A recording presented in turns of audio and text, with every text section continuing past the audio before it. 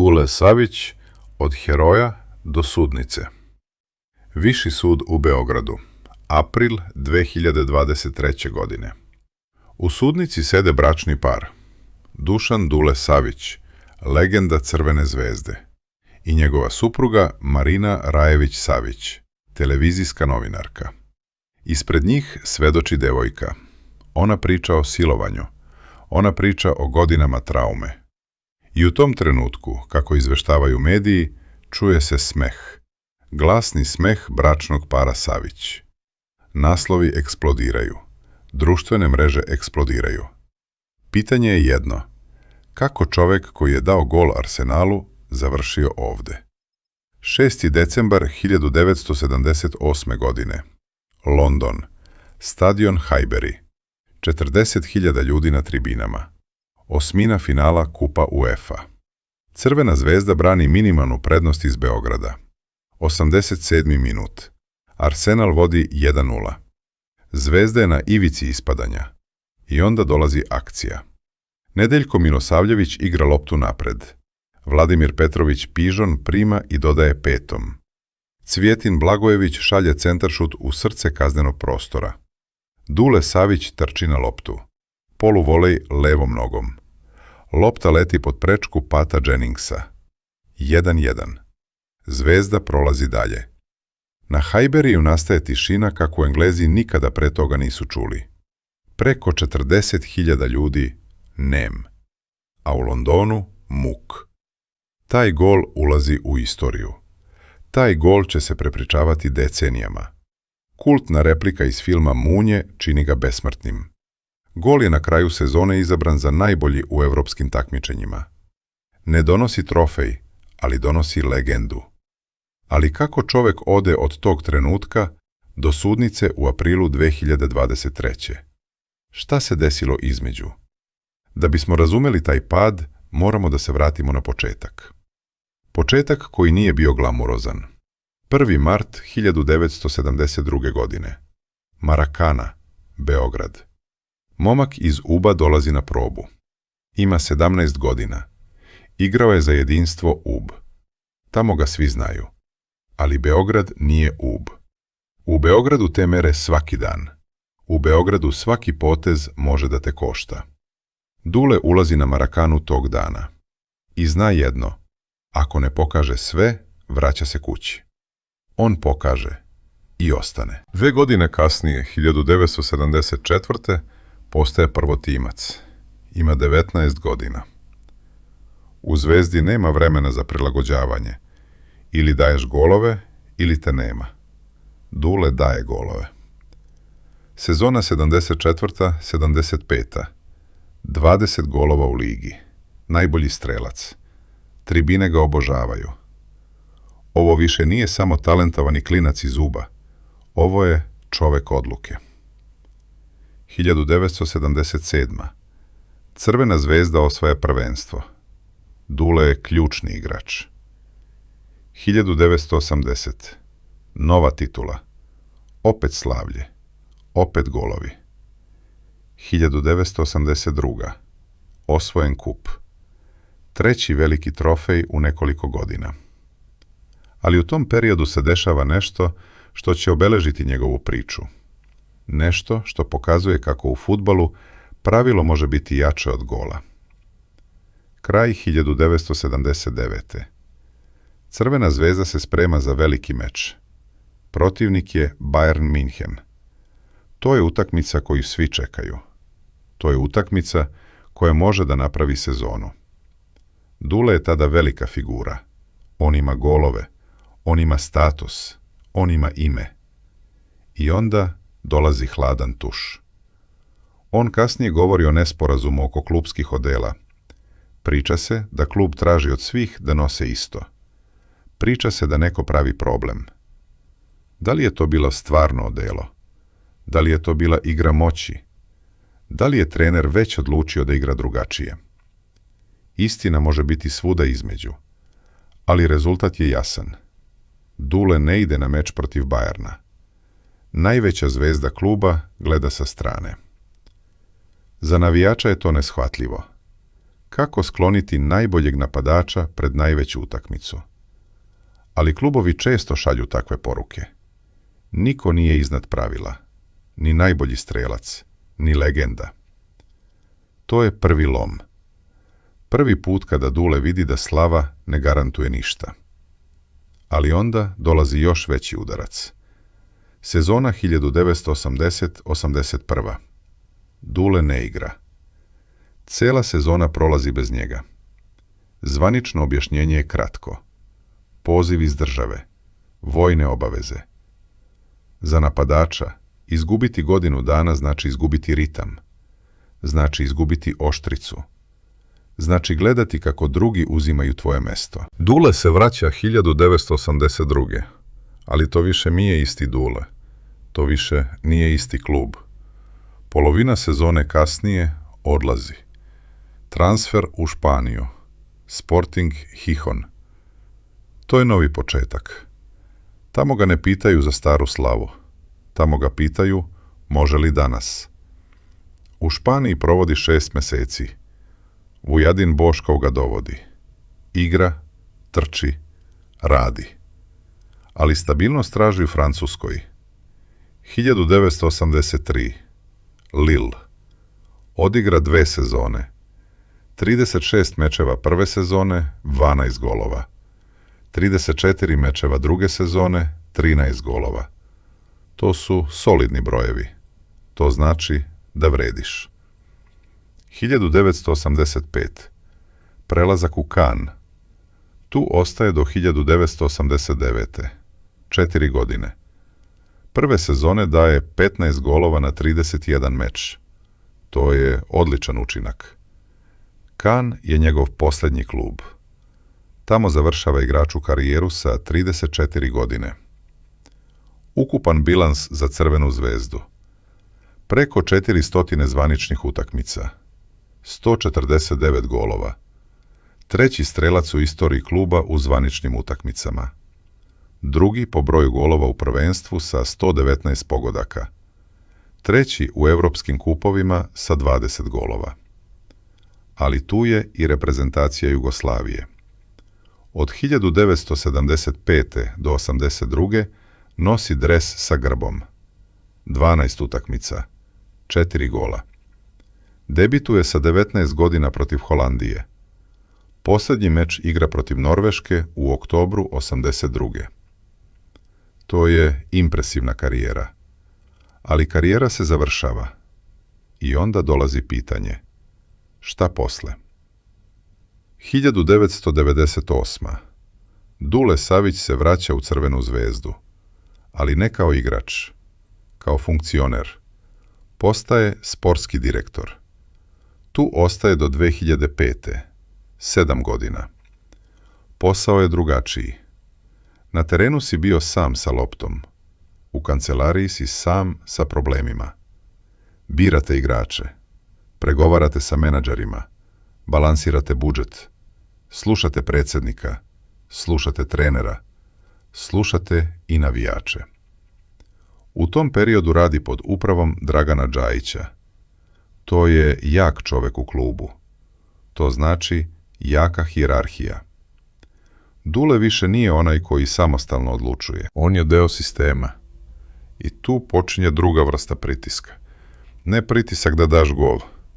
Pritisak da zadovoljiš sve strane. Ali Dule ostaje 7 godina. To nije malo. To znači da zna kako da funkcioniš u tom svetu. Posle 2005. priča se menja. Ulazi novi element. Politika. 2004. godina. U javnosti se pojavljuje izveštaj o kvotama. Tema je žene u politici. Njegovo ime se pominje kao potpis na određenom stavu. Da li je to rekao? Da li je mislio na to? Da li je neko drugačije interpretirao? Niko ne zna tačno. Ali ime je plasitano. I to je dovoljno. 2007. i 2008. godina. Mediji pišu o nacionalističkoj inteligenciji. Pominju liste. Pominju imena. Dule je među njima. To postaje etiketa. Jednom kad dobiješ etiketu, teško je skidaš. Svaka sljedeća izjava se tumači kroz tu prizmu. 2008. Pojavljuju se tvrdnje. Pričaju o pretnjama. O Helsinškom komitetu. Detalji nisu jasni. Ko je šta rekao? Gde? Kada? Ali tvrdnja je tu. I ona se prepričava. U Srbiji se tada politika i sport sve više mešaju. Javne ličnosti se biraju strane. Ili hoćeš ili nećeš. Biraju za tebe. I u tom kontekstu dolazi 20. augusta 2010. godina. Sastanak Fudbalskog saveza Srbije. Tema je nastavak saradnje sa selektorom Radomira Antićem. Glasanje. Rezultat. 5 glasova za nastavak. 1 glas protiv. Taj jedan je Dule Savić. On javno objašnjava. Rezultati nisu dobri. Treba promjena. Savez glasa protiv njega. On daje ostavku. Odlazi iz saveza. Naslovi sljedeći dan. Dule sam protiv svih. To je hrabar potez, ali i izolujući potez. U sistemu gdje se ceni lojalnost, ovaj gest košta. Ali onda dolazi 25. decembar 2012. Dragan Džajić govori novinarima. Kaže da je Dule spona. Spona između Crvene zvezde i saveza. Kaže da se stvari vraćaju u normalu. To zvuči kao povratak, kao pomirenje. Ali spona je opasna pozicija. Kada se dve strane ne slože, spona puca prva. 8. jun 2020. Dule ulazi u upravu Crvene zvezde. Opet je deo vrha kluba, to je povratak kući. Ali kuća se promenila, društvo se promenila, tempo je brži, greške se ne praštaju. Iste godine se dešava još nešto. Apel sportista. Tema je Srpska pravoslavna crkva u Crnoj Gori. Dule je među inicijatorima i potpisnicima. To je javni politički gest. To je zauzimanje strane. To je signal.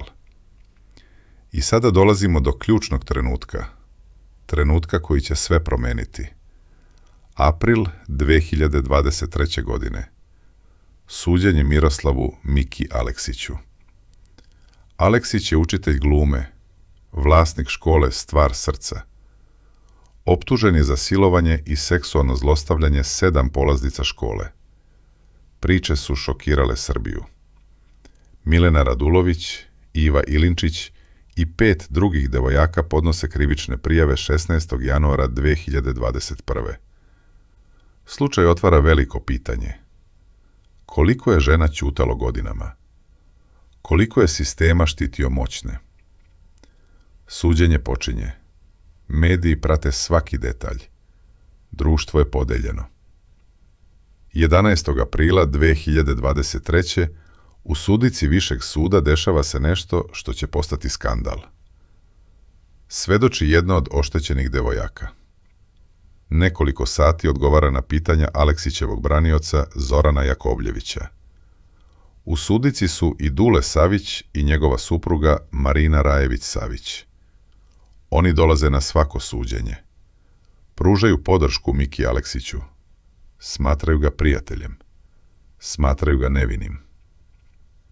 Tokom iskaza, dok devojka priča o svojim traumama, dešava se ono što mediji izveštavaju kao sramotu.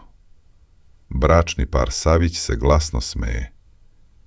Izveštaj novinske agencije je konkretan. Dok je žrtva pričala, čuo se smeh. Reakcija je tremotna. Društvene mreže eksplodiraju. Ljudi su šokirani. Kako legenda Crvene zvezde može da se smeje žrtvi? Kako čovjek sa Marakane smeje žrtvi silovanja? Dule reaguje nekoliko dana kasnije. Dolazi u jutarnji program na televiziji K1. Njegova odbrana je jasna. Smeha nije bilo.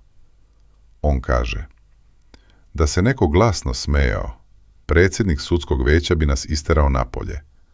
Sudica nije fudbalski stadion da se to ne primeti. On kaže, advokat Marijana Tintor bi odmah reagovala i iskoristila priliku da nas izbace. On kaže, smeta im što smo Marina i ja ostali verni prijatelji Miki i Biljani. To njima ne odgovara. On dodaje još nešto kontroverzno. Kaže da su ove devojke nažalost zloupotrebljene. Kaže da je priča mnogo dublja. Kaže da u Beogradu niko od advokata ne veruje njihovoj priči. On čak dodaje, ovo je uvreda za prave žrtve silovanja. Advokat Marijana Tintor kasnije potvrđuje da smeha nije bilo. Ali javnost već ima svoj sud. Dule najavljuje tužbe protiv medija. Kaže da su lažne optužbe izazvale lavinu uvreda. Kaže da su njegova deca i unuci izloženi pretnjama. Ali mediji ne objavljuju izvinjenja. Priča ostaje. I tu vidimo šta se dešava sa legendom u modernom dobu. U vremenu društvenih mreža. U vremenu gde jedan naslov može da te sahrani. Ne postoji sudija koji svira kraj. Ne postoje tribine koje te podržavaju bezuslovno. Postoji samo sud javnosti. 21. januara 2026. godine Miroslav Mika Aleksić umire. Suđenje se nikada nije završilo pravnosnažnom presudom. Na sahrani na centralnom groblju u Beogradu među prvima stiže Dule Savić sa suprugom Marinom. Tu su i glumci Branislav Zeremski, Goran Sultanović, Vuk Kostić, Rastko Janković. Tu su i drugi prijatelji. Oni su do kraja ostali uz optuženog. I sada stojimo pred završnicom priče. Priče koja je počela na Marakani 1. marta 1972. Momak iz Uba postaje legenda Crvene zvezde. Daje čuveni gol Arsenalu. Osvaja titule. Igra za reprezentaciju. Zatim postaje funkcioner. Ulazi u politiku. Zauzima strane. I na kraju završava u sudnici kao podrška optuženom za silovanje. Optužen da se smejao žrtvi. Šta je istina? Da li se smejao ili nije? Da li je to bila montaža ili stvarnost? Možda nikada nećemo tačno znati. Ali jedna stvar je jasna.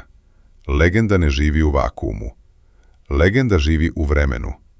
I vreme ima svoje zakone. Na terenu si heroj dok daješ golove. U društvu si heroj dok te društvo tako vidi. I kada se jednom okrene taj pogled, nema golova koji te spašavaju. 6. decembar 1978. Highbury. 87. minut. Poluvolej levom nogom. A u Londonu muk. April 2023. Viši sud u Beogradu. Smeh u sudnici. A u društvu bes. Od muka na Highburyju do muka u javnosti. Tako se piše priča o Duletu Saviću.